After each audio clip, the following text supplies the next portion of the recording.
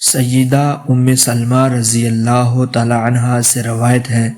وہ کہتی ہیں جب سیدنا ابو سلمہ رضی اللہ تعالی عنہ کا انتقال ہوا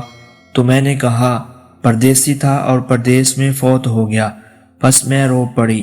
مدینہ کی بلائی بستیوں میں سے ایک خاتون آئی، اس کا ارادہ تھا کہ نوحہ کرنے میں میری مدد کریں گی، لیکن رسول اللہ صلی اللہ علیہ وآلہ وسلم نے فرمایا اللہ تعالیٰ نے جس گھر سے شیطان کو نکال دیا ہے تم دوبارہ اس کو وہاں داخل کرنا چاہتی ہو، بس یہ سن کر میں نہ روئی۔ سیدنا عبداللہ بن عمر رضی اللہ تعالی عنہما سے روایت ہے کہ رسول اللہ صلی اللہ علیہ وآلہ وسلم ایک قبر کے پاس سے گزرے اور فرمایا اس میت کو اس کے گھر والوں کے رونے کی وجہ سے اب عذاب ہو رہا ہے۔ یہ سن کر سیدہ عائشہ صدیقہ رضی اللہ تعالی عنہا نے کہا اللہ تعالیٰ ابو عبد الرحمن کو معاف فرمائے، انہیں غلطی لگ گئی ہے، اللہ تعالیٰ کا تو یہ ارشاد ہے وَلَا تَزِرُ وَازِرَةٌ وِزْرَ أُخْرَى، یعنی کوئی کسی کا بوجھ نہ اٹھائے گا، اور رسول اللہ صلی اللہ علیہ وآلہ وسلم نے تو یہ فرمایا تھا بے شک اس میت کو اب عذاب دیا جا رہا ہے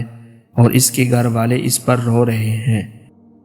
سیدنا عبداللہ بن عمر رضی اللہ تعالی عنہ سے روایت ہے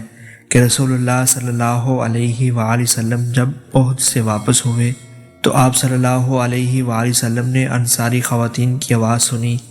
جو اپنے شوہروں کی شہادت پر رو رہی تھی۔ آپ صلی اللہ علیہ وآلہ وسلم نے فرمایا لیکن حمزہ اس کے لیے تو رونے والیاں کوئی نہیں ہے۔ جب یہ بات انصاری خواتین کو پہنچی تو وہ آئی اور سیدنا حمزہ رضی اللہ تعالی عنہ پر رونے لگی۔ جب رسول اللہ صلی اللہ علیہ وآلہ وسلم رات کو بیدار ہوئے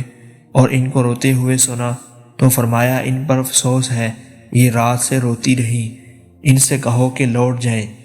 اور آج کے بعد کوئی کسی فوت ہونے والے پر نہ روئے۔